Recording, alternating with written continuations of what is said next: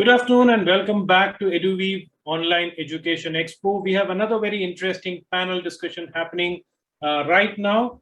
And this is about personalized and flexible learning, a topic that has been of serious discussion over the last few months or maybe a year and a half plus now in our community as well. Quite a lot of discussions happening around this topic. So we thought it's important that we shed some more light into this whole new concept that is evolving. And we are very happy to have 21K team here. Thank you so much, Aruna and team 21K for coming in to be partners with us, being a co-sponsor and being a big support system for the EduWeave Education Expo. Thank you so much to Yashwant and Santosh. Let me hand it over for a quick introduction of our moderator, and then I'll go back to introducing our panelist also. Anantita, over to you for the introduction. Thank you. I'll be introducing our moderator for this panel discussion, Ms. Sandhya Vishwan. Sandhya Vishwan is an educator with 2 decades of experience. She's the director of BSEI and Mudpie Education and is an expert in early childhood. She's the go-to expert for homeschooling in Bangalore. Sandhya is a homeschooling parent to 2 sons. She has been awarded multiple times by various education bodies for her contribution to parenting and early childhood education. Sandhya is an education counselor who supports parents in identifying education options for their children. Her consulting sessions are extremely popular as she helps parents choose the schools and curriculum suitable for their child by understanding their individual needs and requirements. Welcome, Sandhya. Thank you, Anandita.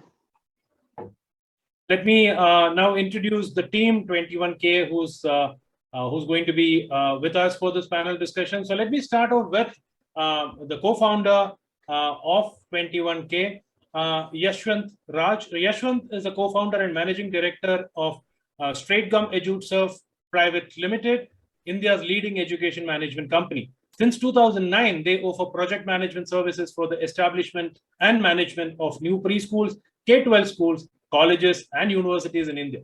In the past, they have established over 75 educational institutions, managing investment over a whopping 1,100 crores. Yashwant firmly believes in collaboration over competition, and with his motto, he has reached many milestones with his expert team. They are the pioneers in the curriculum as a service with CAAS model of education focused on preschool segment under the brand SWAP 21. Yashwant has been a great visionary, and in June 2020, he co-founded 21K School, India's first online school.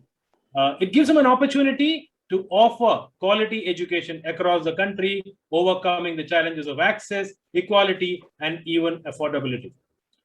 With 21K, Yashwant's vision is to encourage and provide the new generation of homeschoolers with the first-rate learning tools for a well-rounded, meaningful, and joyful education.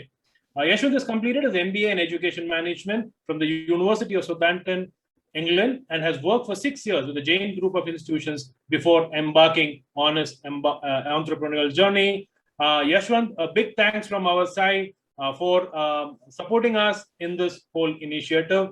Let me also introduce the second co-founder, Mr. Santosh Kumar. Santosh is an alumnus of IIT Delhi. Santosh has been disrupting technologies to discover newfangled possibilities, especially to make education accessible, affordable, and beyond geographical barriers.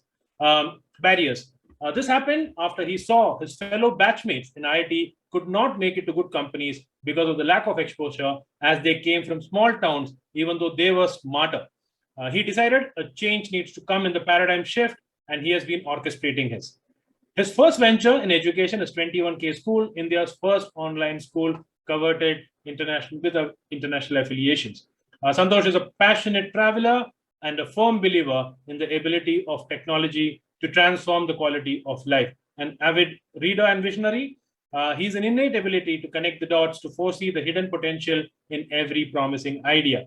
Santosh is also a father who's striving to make tomorrow better for his children. A big thanks to Santosh as well for supporting us in this great initiative. Now, let me introduce the second panelist that we have here today with us, Ms. Aruna Shetty. She has a BA from Mumbai University, and she's got a diploma in fashion designing from the JD Institute of Fashion Designing. She got a PG diploma in early childhood care and education from SNDT University in Mumbai, and also has a CIDTT to her credit. She has joined as an academic head of 21K school, and she has got more than 17 years of experience in international boards, IB, Cambridge assessment, etc. As an educator, she feels extremely grateful to the profession where she gets an opportunity to view every human being's growth and learning. She has always believed in an open door policy. She promises that students will always remain the primary focus. We welcome Aruna Shetty to the panel. Over to you, Sandhya and Aruna, for taking it forward from here. Thank you, Manoj. Aruna ma'am, you are on mute. Yes. Thank you so much, Manoj, for that. Yes. Okay, I just received a message that Yashwant and Santosh would be unable to make it right now. There's been an emergency, I believe. So we will go ahead with it with Aruna ma'am. So I was waiting to ask Yashwant actually the story behind K21, because I thought it was very interesting how it started out, and much before the pandemic, the thought had been conceived and work was going on. Aruna ma'am, could you just tell us the story, please? Well, yes, sure. So it is actually quite interesting if you see, but then there's also a thought which would actually, I mean, the reason why I would want to tell you all is just to get people thinking slightly about, the timing. Because I think across the world, people have this thought process that, 21K is a byproduct of the pandemic. So it has come into existence because of the pandemic. Well, if you just see the timing, the pandemic started in March, and it was the end of March, and the school was launched in June.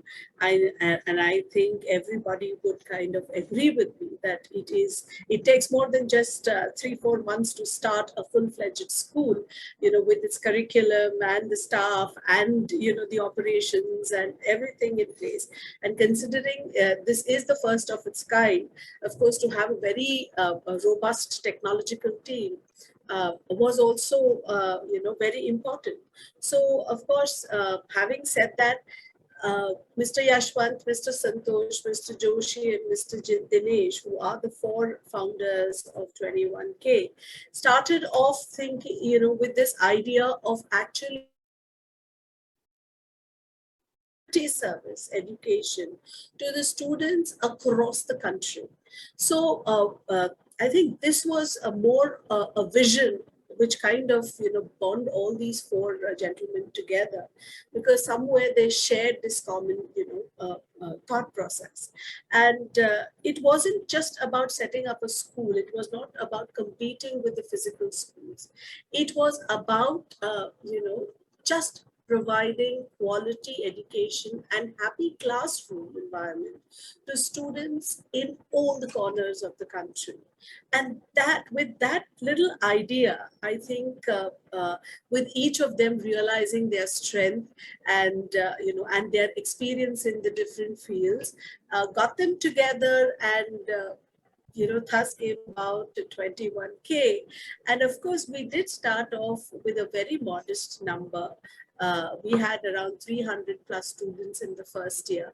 And of course, thanks to the word of mouth publicity by the parents and, I mean, the good reviews that we got, we are almost 3,000 students in the second year.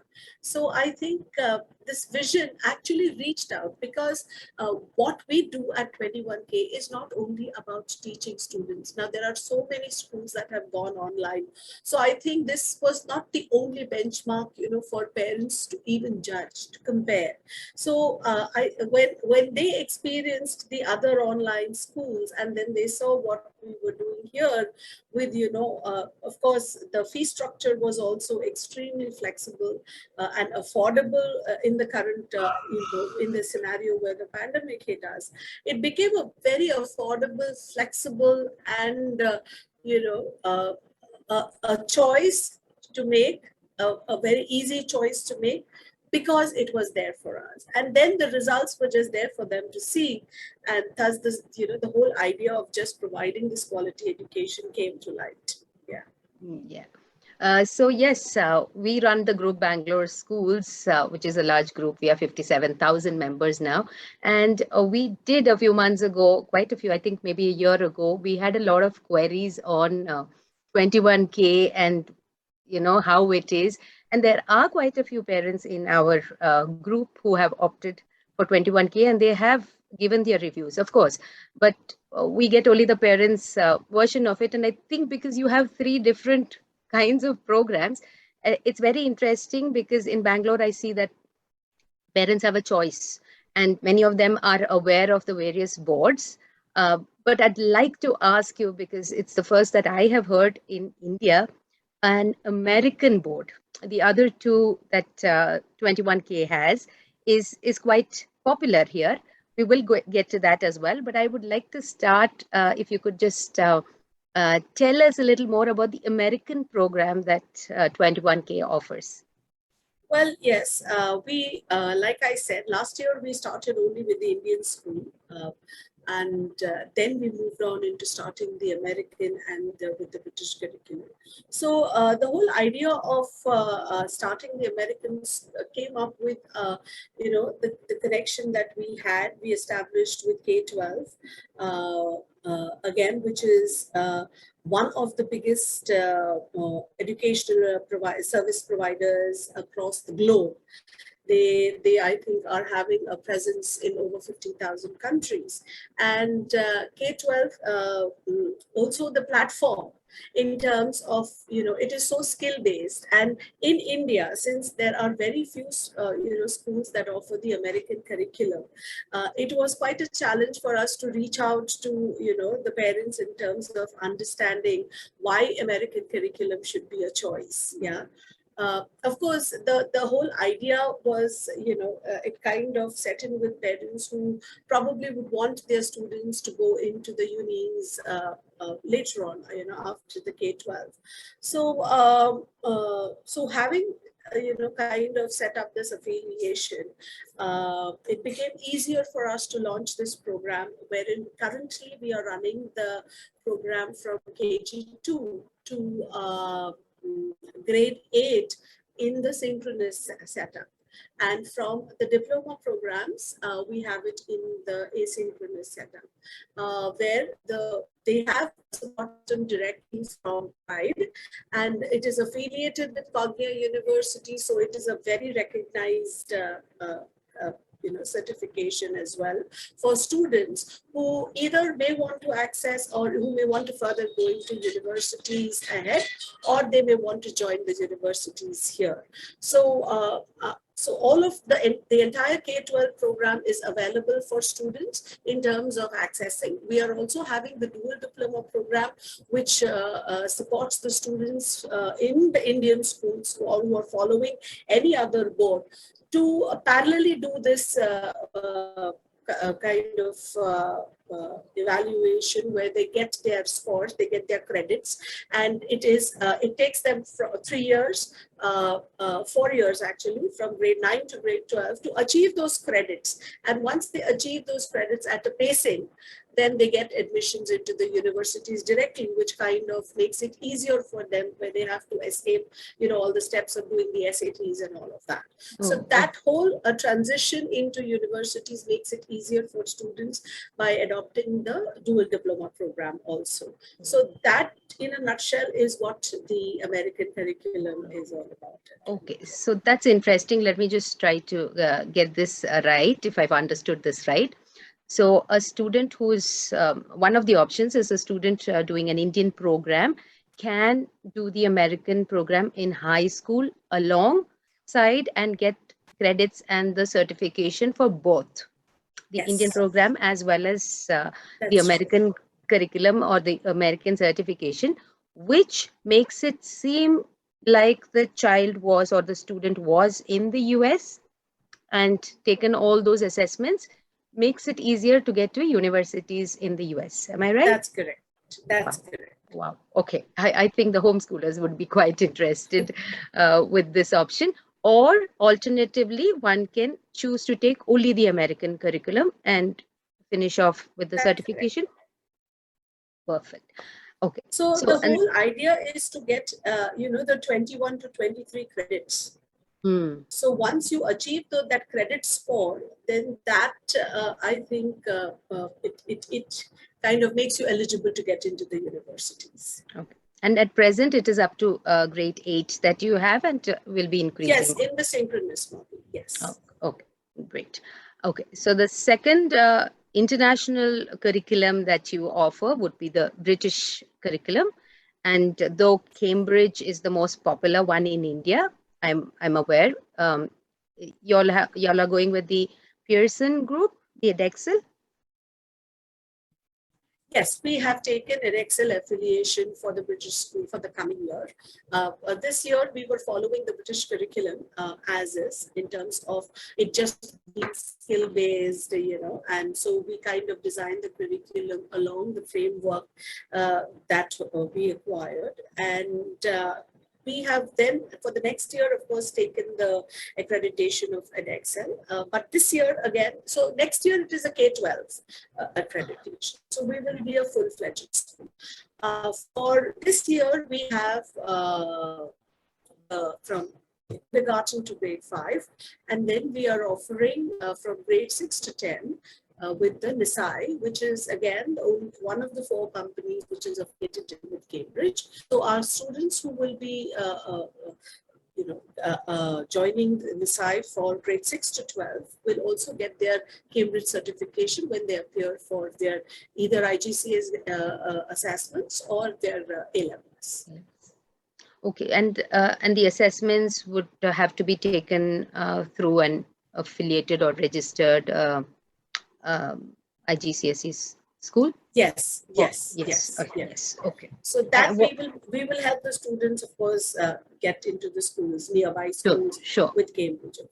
Right. And what about the American curriculum and the assessments? So theirs is they have their own inbuilt grade book. Okay. So it is a continuous kind of evaluation, as against having standalone assessments, unlike our Indian curriculums. So it is more ongoing in nature, and everything that they do is, directly kind of translated into their grade book, which is then generated as a report card at the end of the term. So it is just a continuous procedure. Okay. And now coming to the Indian curriculum that you all offer, is it the NIOS or NCRT base, which can lead to the NIOS exam? So we follow the NCF, and yes, we do. We are affiliated with NIOS. So it is just a whole amalgamation of both. Okay, so the NCF is the National Curriculum Framework, yes. for the benefit of the audience, yes. And these are guidelines on what concepts need to be covered, and not necessarily a curriculum over which curriculum can be built up using these not principles but the concepts put together, and not it doesn't go by age. It just I think not even classrooms, right? Modeled with so a it couple is just, of years. I think, subject-wise, they give you guidelines on how Guidelines on, a framework. A framework. Yes. So based on those frameworks, like at which grade, what needs to be done. So based on those, guidelines, we then develop the curriculum ourselves to suit the grade level requirements. Yeah. So when you say affiliated to NIOS, the exams are also taken at 21K Center, or again associated with that again, yes, we will have to make arrangements for students who would want to take. Now, the thing is, the option of a student, attempting an NIOS assessment would depend on whether he wants the certification from NIOS. So what we are looking at is students who will pass out from grade 8. We will then get them to attempt the assessment from NIOS so that they have the certification. If they want to continue in 9th and 10th grade in another school, So that certification enables them to, get the required admissions into the schools wherever they go, or continue with our school. If they continue with our school, they do not need the certification. It is just going to be an organic transition into the 9th grade. But for students who may want to move out at any grade, we can, kind of make arrangements for them to attempt the assessment through an iOS so that they're equipped with the required, credentials to get into another school. Considering this is an online school or the online medium of instruction, and you would have students from all across the country and possibly the world. Do you all have students from outside India? Oh, we have children from over 1,000 cities and 30 countries right now.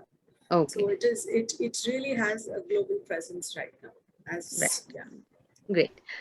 So these exams, when it comes to the British curriculum and the NIOS, you would require centers to be, to be connected or to be tied up with 21K for the students of that particular city or town to be able to write the exams.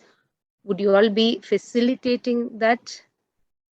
Let's say Bengaluru, we have students from Bengaluru who would be taking the, let's say, the IGCSE exam from here. And there might be students from Mumbai, there might be students from Delhi or Chennai, Hyderabad. So are you all tied up with schools at every examination centers at every city to facilitate the exams? Yes, we will definitely be doing that. Yes. Yeah. Wherever affiliations are required for the students to attempt their assessments, definitely we will be going ahead with the schools in whichever city that we need to affiliate ourselves with. Yes. Right. I'm just collecting more information because there's a lot of queries on what actually. See, the thing is, right now we've not really had to do all this because we were very, at grade 8 level only, right? So for next year, we will be prepared for all of this. Yes. I'm sure because I've spoken to quite a few parents, and many of their many I think are students of primary schools. The primary years, which is okay because you have up to grade 8. It's very unlikely that a grade 6 would want to, and they would look forward to what is happening next. And like my son, I was actually considering 21K, but he's in grade 10 now. And that's when Yash mentioned this. So a lot of us are losing out on the chance to explore this. So I do understand that this 21K as a platform was started out keeping in mind students, homeschooling students, not necessarily just the community like ours who do it out of conviction, but also students who couldn't avail of quality education in small towns, or they were probably pursuing their passion in some field, let's say sports or arts, something like that. Now, in that case, when you say it's an online school, just like any other school, except for the online mode of instruction, how would the timings be staggered? Because these children might be spending a lot more hours in a day to pursue what they are or practice what they are doing.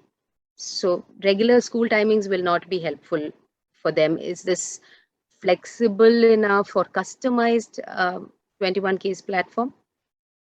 So yes, you, Sandhya, mentioned just a few reasons why people would opt for homeschooling. Of course, pursuing their interests or talents is definitely one of them, and we do have a lot of students who participate at the state level, national levels, and they need a lot of practice time, and for us, we make it very flexible in terms of the timings of the school, of customizing according to the requirement of the students, and also evaluating them according to their convenience rather than ours. And it is not only for these students, in fact, I think we are one of the schools that really kind of is flexible for students across, irrespective of, you know, only the students who are pursuing their talents, but also to students, you know, when their assessments are conducted. In fact, we have, you know, additional dates allotted for students who could have missed, you know, their assessments because of technical issues or, you know, whatever have you. I think that flexibility most students do not get in other schools. So when you're ill, for example, you know, there are children who cry because they want to attempt the assessment, but then they're unwell on that particular day. And then the parents request that, you know, my child is so unhappy because, you know, she was prepared and did not get. We then, you know, permit the child to attend on the days allotted so that the child feels, you know, happy that he got to. So like I said, you know, it is more about, you know, ensuring that the environment is a happy environment, for the child to grow, because a happy environment is a healthy and conducive environment for any learning child, right? A child who is learning. So making things very stringent, you know, in a platform like this, we just don't feel the need to do that. And when it comes to the entire timing of the school, so we have 2 batches. So one is a 9:30 to 12:30 batch, and for students who go for practice or, you know, cannot join in the morning, like we have so many international students. So we have an afternoon batch which starts from 1:30 through 4:30. So pretty much the school, our working hours are 3 hours. And for the middle school, they work 4 hours. And the pre-primary, depending on, of course, the nursery for 1 hour, and KG1 and KG2 operates for 2 hours. So that's pretty much how the school functions, giving enough and more time for students to pursue whatever they want after school hours, and relaxed enough to, you know, have time to even recapitulate whatever they have done in the school. Our homework policy is not very stringent, so it is more relaxed in terms of, you know, the entire learning ambience created for a student. Okay, you mentioned the assessments. Are these like regular school assessments, which is a question answer session? Some of the schools are moving away from that and having experiential or maybe you know, things to do as assessments. Do you all have something like that where observations come back? Or so Sandhya, you know, the way we look at assessment, it is more about informing a child's learning. It is not about how much a child knows just through a series of questions, you know, which maybe the child is just not interested in answering. So when it comes to, so we have only 2 main formal assessments, which is summative 1 and summative 2, which is again a predominantly a skill-based kind of assessment. All the others, so we do have formative assessments, but then those are very informal in nature, wherein it is not one assessment that is taken as your benchmark for learning. It could be any activity that you do which showcases learning is considered as your formative assessment. So it is more observation based, more anecdotal based, you know, more evidence based, because we would either have a recording of it, you know, or evidence in some form which kind of showcases that, okay, this child has understood this concept well and we can move ahead. So that's how the assessments happen.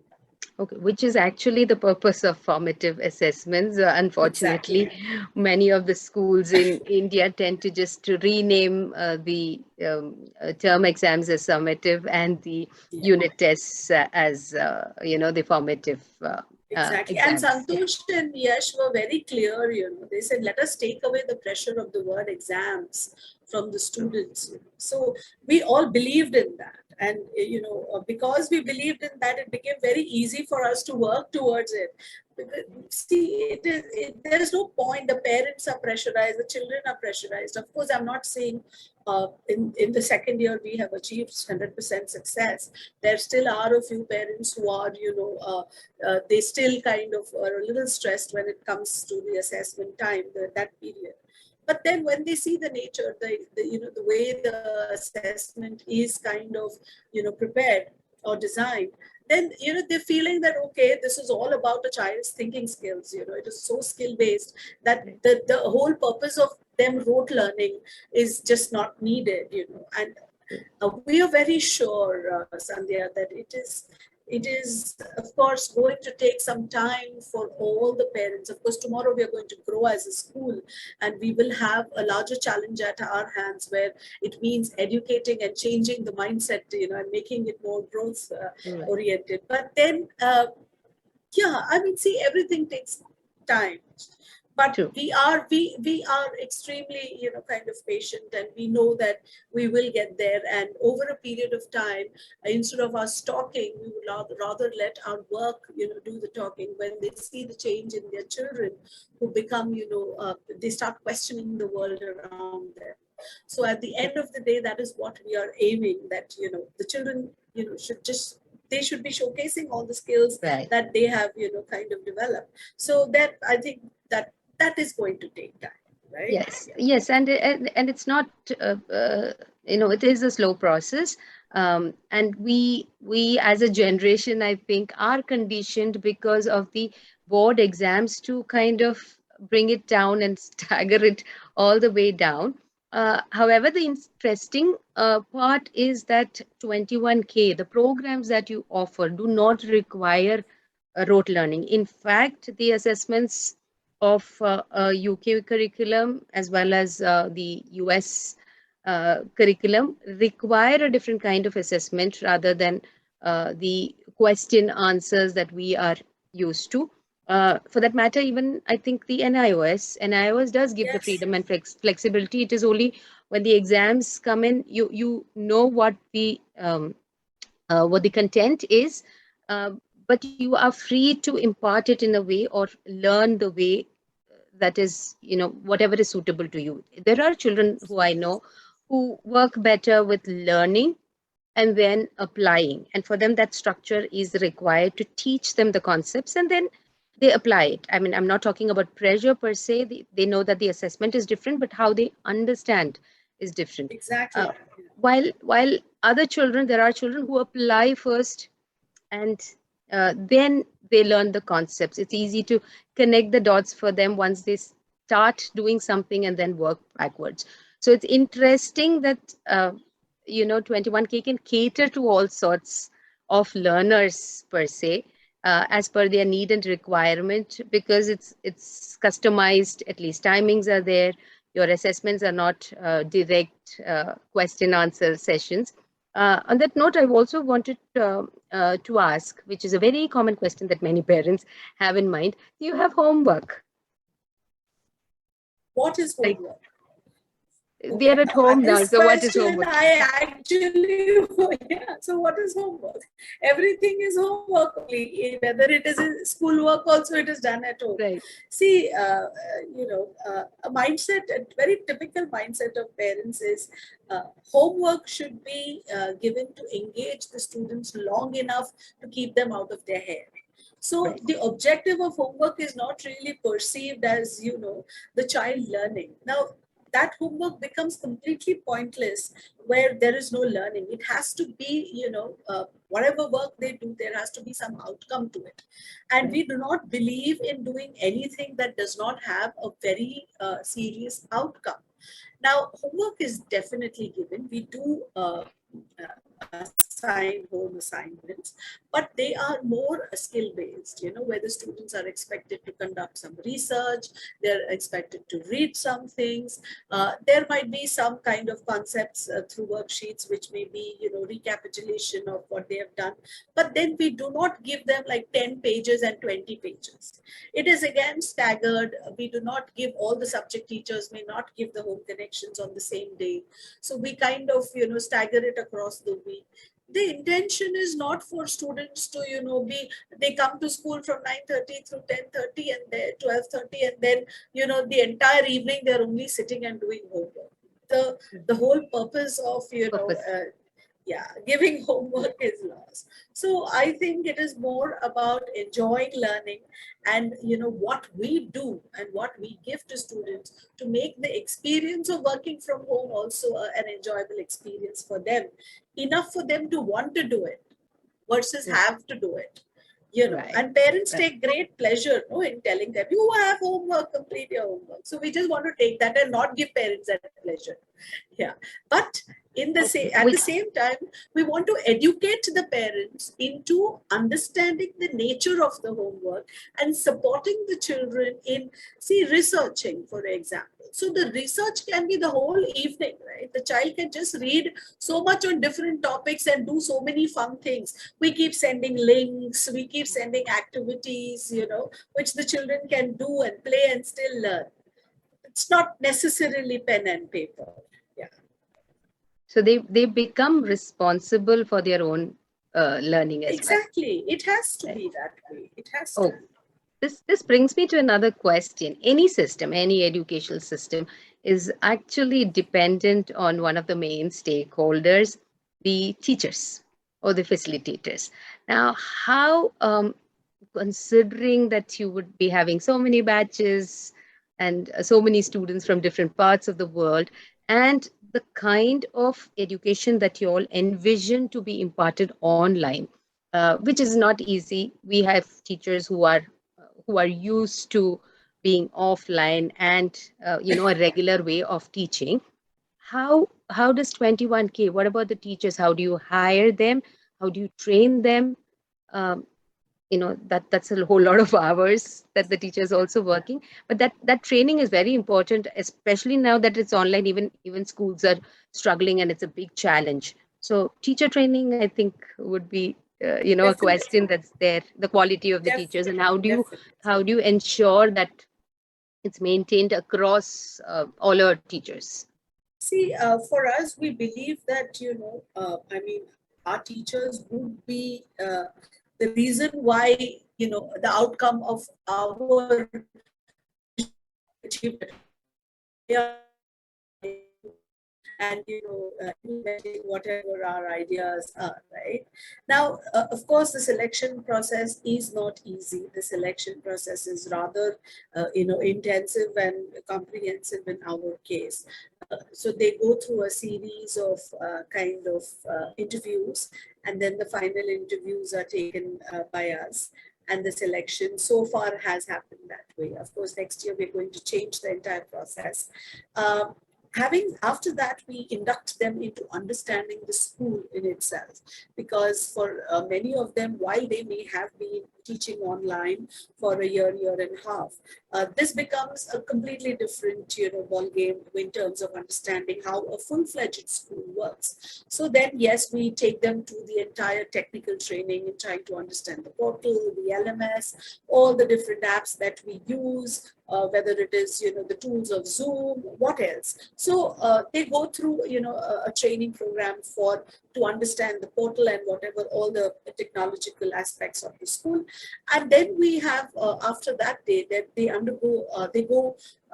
observe the classrooms for a few days. So after they get into the classrooms and then they observe the classrooms, there is an understanding of, okay, this is the expectation in terms of, okay, how we go about it. And of course, every grade has a coordinator, because we have almost 18, 19 divisions per grade. So we have a grade level coordinator who manages the grade. It is not possible to have a section-wise coordinator here. So, each cohort has their own coordinator.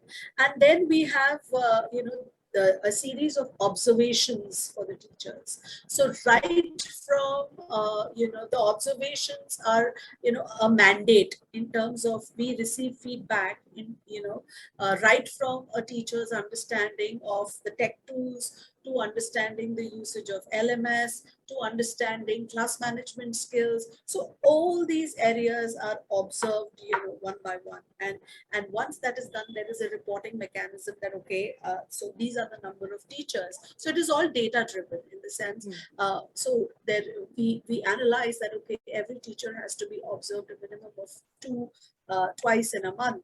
And so once we have the data together, we look at, okay, this number of teachers need tech training because they're not very good. So then a week-long tech training program will be again organized, where the teachers, will keep attending it every day just to kind of recapitulate, and understand all the tools that are there. And then if it is all about class management skills, something as simple as mute and unmute, whether a teacher is even able to do that effectively in the classroom, that is also again, kind of observed. So we have peer observations, we have coordinators who observe them frequently. We will be having in the second term external observations, plus we are constantly in and out of the classes, whether it is Yashwant or me. So we are also observing our teachers. So we give feedback. So if you see, the feedback it actually goes from all. The parents are constantly giving us feedback of what went well, or even better if in the classrooms.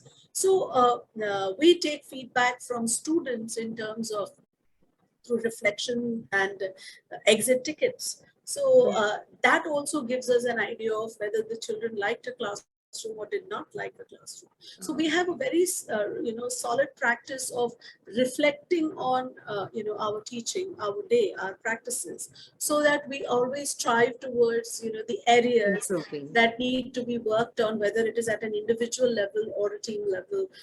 So then once this is done, then we do conduct training sessions for the teachers based on the requirement. That's interesting. You mentioned around 18, 19 sections. How many students usually are there in one section, one group? 24. 25 in the Indian school and 24 in the British school and the American school. Okay, so we have a few questions from the audience. Just going to read them out. One of the concerns of parents is that children are not spending enough time outside, and schools provide that as part of their curriculum. So what happens when it is online education? I mean, it's totally dependent on the parent, right? How would the school ensure that? See, you want to go take your child outdoor after 12:30, you can be outdoor. I mean, that is what our timing is saying to you, right? You have only we 3 couldn't years. make school more flexible for you to pursue whatever you want to do. Now, you may want to go take your child. See, in a school, usually what happens is there are a set of co-curricular activities, that a child has to do it mandatorily, whether he's interested in it or not. Coming to a school like this, you are saving on so much in terms of the fees and the time, and it is so flexible, and you can always kind of get a child only to those classes that he is interested Activities in. that they would be Playing, interested in. Yes, all the activities. Yeah. So whether it is sports or music, or see, we do have dance in the school. We do have yoga in the school. We do have visual arts in the school, and we will be coming up with a lot of clubs in terms of students who want to be a part of it to express their interest. This is also something that we are working on. But when it comes to training for the physical aspect of it, we are working on something as a model. However, I don't think this would be a platform for me to commit anything right now. But just to tell you this, that our model is flexible and the rest of the day is yours. Yeah, so it is dependent on the family to observe and see what the child would be interested in. And there are a lot of activity classes which they get the flexibility to be able to choose the kind of even the kind of activity classes with the kind of tutor or mentor that is required, instead of being forced to take the extracurricular or the activities or any passion or talent that they want to be able to. About the regular students and not really the students who are pursuing something already, but the regular students that they have, the parents can always choose what they want to do. You even have the flexibility to try out, let's say, sketching or drawing for a couple of months and realize maybe this is not my child's cup of tea, the child, and then move on to something else, which is not probably possible in a school. See, we don't force our children even to follow, to attend the classes that we have. So like you rightly said, Sandhya, that maybe after a few months now, the child just decides that, okay, I don't think I much care about visual arts. So if they decide not to do it, they have the choice of using that time to do something else, which is more constructive perhaps, and more interesting for them, instead of forcing them to sit for 1 hour in a class, doing something they don't like doing. So you use that time to do something else, right? Right. And it's also important that children learn to relax, to be able to be productive in the other activities that they do. You cannot have chock-a-block activities planned out for a child and not think that they're going to be overstimulated and not know what to do with their faculty. So I think it's also important for parents to realize that the time, even if there's a routine or a timetable in a day, you need to keep in mind and have some time for the child to be either playing or just being, even if it is that they are bored. And I think, Sandhya, also, we truly believe that, that students should be given the choice to voice their, Yes, opinions. Yeah. the So, autonomy along in with terms of the agency, boundaries. student agency is something that we are looking at. That, okay, you tell us you don't like it, and we will try to reason out why you don't like it, and then maybe we come to a common understanding of, okay, we agree that you don't really want to do this and should not do it. So Right. when you do this, when students start making their voluntary choices in terms and being responsible for their own learning, I think the effort is more towards learning. And Right. instead of everything, being forced and them realizing in their 40s that, what, my life was a waste of time, Right. whatever I did. And then they're pursuing just completely different, choices in terms of profession. Yes. So why Yes. don't we make our students, we undermine, the intelligence of our students that they're incapable of making. Trust me, they are absolutely brilliant at making, such informed choices. And it just astonishes us. It is, As I long think, as time that we start doing that. Right. As long as we parents and the adults around them also give them the freedom to make those choices, they'll never learn how to make choices. And suddenly they're thrown out into the world in their early 20s and expected to make those choices and responsible choices at that when they have not done it through their life. They're at schools where they're expected to follow instructions. They're at home expected to follow instructions. And that's all that they're taught to do. And then you expect them to make their decisions suddenly because they are an adult and they are ill-equipped there. So I think maybe, Yes. with these classes, with just 3 or 4 hours in a day, you have a lot more time to focus on these other life skills also. I'm not talking about activities, but these are also life skills that need to be developed. Definitely. And the good thing of today's generation of parents is that there is a realization that, when it comes to giving the children the freedom to choose, the freedom to allow their children to pursue their interests and just not be only academically inclined. So that realization is extremely kind of strong amongst the new generation of parents, especially for the children who are in the lower grade. So the numbers there are therefore much higher than the older grade students, because the parents are absolutely okay that it's okay to if my try child out is very something mediocre in academics, but is wanting to pursue cricket or dance or singing, and they're fine with it. And that is exactly what we are heading towards.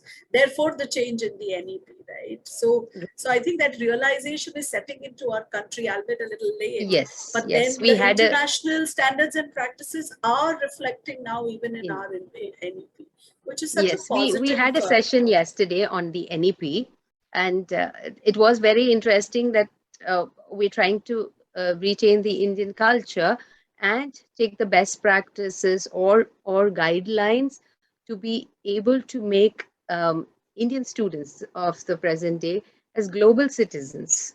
And the NEP is just a policy that's giving these suggestions. And one of the experts actually said, see, many points in the NEP can be implemented. You don't even need to wait for the government to be able to put a rule and insist that this is what you do, because the choice, as per NEP, the choice is to be given to the child. If you are not developing it in the adult and going to force the adult to do it, you lose the whole purpose right there. We have a few questions, so I'll quickly go into that. One of the questions is, do you have recorded sessions for the classes if in case the child is missed, so that they can? Yes. Okay. Yes. Every session is available. Okay. how does 21K overcome the challenge of connectivity or gadgets for smaller towns? Connectivity issues. It's not that we don't have children from smaller towns, but then of course, wherever there is a technical issue, which is really not, as difficult as it may sound right now, they are quite advanced in terms of, so if there is, then we ask them to keep their videos off, and so they can just watch the class and maybe not be visible. But again, the video recording is available if for any reason, in terms of even the natural disasters that keep happening across the country right now, in some way restrict, anybody, whether it is a teacher or a student from joining, then in teacher's case, we offer substitution. In the student's case, if we always help them out by helping them watch the recording and of course approach us if they have any questions. And the home assignments and all are sent to them, whether they've attended class or not. So I had suggested this to a parent just this morning, the mother and the child, a young child, I think 2 or 3 years old, and they've moved alone to another city because the father's working in a small town, and they are separated as a family because for the needs of education, the parent is in another city or a town. And I had suggested to check out 21K. So this question kind of answers that as well. We don't see that as a challenge anymore. Okay, there's one more question. Not one more, I think 2 more. Quickly going to that because we are running out of time. What is the future of online education once we are back to normalcy? Once things open up and schools also open up? Like I said when I started, that we are not competing with the physical schools. We are a virtual kind of, school, and this is only there for students who need this kind of education. And trust me, currently there are so many. We are not even looking at targeting the entire kind of population that there is. But even if you're looking at a very small number, trust me, they run into lakhs, into millions. I'm a homeschooling parent. So just imagine that a school which caters to your need. See, some parents are homeschooling, they believe in the idea, but then after a certain grade level, they are unable to kind of cope with the requirements, the academic requirements. What better than to have a school and they are still there to watch what the child is learning, right? And to be able to support for the exams. I agree. I have 2 boys. The older one is 21 and the younger one is 14. I've been homeschooling for more than a decade. Though I would have loved it if I did have at least this kind of support for my older son when he was taking his exams, where the onus and the responsibility was actually on us. We were able to cover it, but I would have preferred if I didn't have to be that person there to be able to do it and support where it was necessary. So yes, that answers that question that you're not targeting the whole population per se, but for those who need it. When I had a conversation with Yashwant, he did tell me that the seed for this was sown long back. So there was no pandemic. Pandemic was not even looming anywhere close by, and there was nothing of that sort. But they had a vision for the children who could not access quality education for whatever reason, and to be able to provide that platform. So the group, your target group, is totally different from the regular school going. So we are not telling parents who are with us that, okay, now schools have started, don't go. See, if you're happy being with us, it is your choice. If you want to go to a physical school, again, it is your choice. We are just saying that we are offering you the best you can get in an online setup. And we are very serious about what we do. So we are not, something that is set up because things were not working. It is not, like I said, something that is there that, okay, it's a good model to make money or anything like that. That was not the intention. Like Sandhya rightly said, the seed was sown long before the pandemic set in. It was just an ironic coincidence that, the pandemic set in at the time the school started. And I'm very confident that even if there was no pandemic, we would have still, got as many students. But today, what the difference that we are seeing, Sandhya, is that the parents are so happy. And there are so many who have changed their minds. Yes. They never imagined that, this was a choice or a way to be. True. But then after spending a year and a half with us, parents are realizing that, okay, my child is enjoying and this is a happy place for him. And most likely will continue. Yes, and most likely they will continue. So many. Though they took the step to check out and that was just an option that was available, there are more chances that they are happy to continue even when things open up. Last question that we have before we wind up. Do you see online schooling spreading into higher education? And what if 21K has any plans? So, see, right now, like I said, we are definitely starting with the K-12 segment for the next year. We are looking at having different courses and, available even in the future. But then, of course, I cannot commit anything for it right now. We need to see the response because this year is going to be crucial for us. Once the physical schools start, we need to see, okay, how we are placed. But having said that, it does not stop us from offering anything else, whether it is vocational or other professional courses to students post grade 12.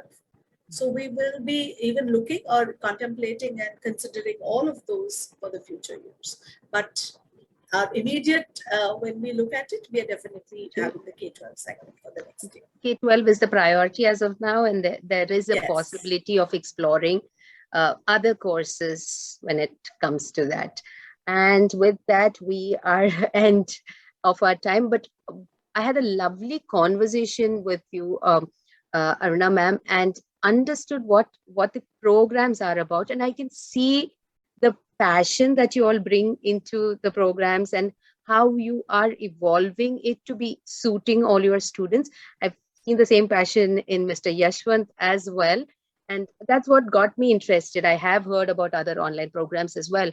However, where I see 21K, it is the passion and the vision to be able to work towards it. If something's not working, how do we rectify this to reach our goal or our idea is there evident in all, I think, the core team from what you say. And I've met the two of you, and I can see that in the two of you already. And I have my best wishes for 21K. And thank you so much for throwing light into the program. And also being the sponsors at the EduWeave. And I think we are out of time now before Manoj pushes us out of here. Thank you so much once again. Thank you so much. Thank you so much for having us here. Thank you so much, Aruna ma'am, for beautifully discussing this, because I believe this is something that a lot of parents are discussing in the community, and I'm very sure a lot of them are going to come and watch this even after the expo. As I was saying, some of these discussions are going to be permanent depositories with us so that they can come and watch because all these questions are getting answered. Most of the questions were also sounded off by the parents when we had asked them. So thank you so much for shedding light to that. Sadly, Yashwant and Santosh could not join us, but definitely from our behalf, we wholeheartedly thank Team 21K for the entire support you guys have been providing us through this expo. Special thanks to Yashwant, who I've been coordinating with, and to Santosh, and also to your team, Raj and others, Rajnandan and others, for coordinating and supporting with us. So thank you so much, and we look forward to a lot more collaboration with you. I think the 57,000 members as we speak now, the community is also looking forward to more interactions from 21K. Thank you so much for being here. And we will take a break now. We will take a break now. and we will join back at 4 o'clock sharp because we are going to discuss a very interesting topic that is actually a spin-off from what we are discussing now in terms of technology intervention in education and schooling. We have Alan Anderson from Chaman Bharatiya School and Dr. Mohit Hegde. Dr. Mohit has been here, in fact, listening to us. Dr. Mohit, we will be having that discussion sharp at 4 o'clock. So thank you all for being here, and we will catch up with you at 4 o'clock sharp in the auditorium. Thank you so much.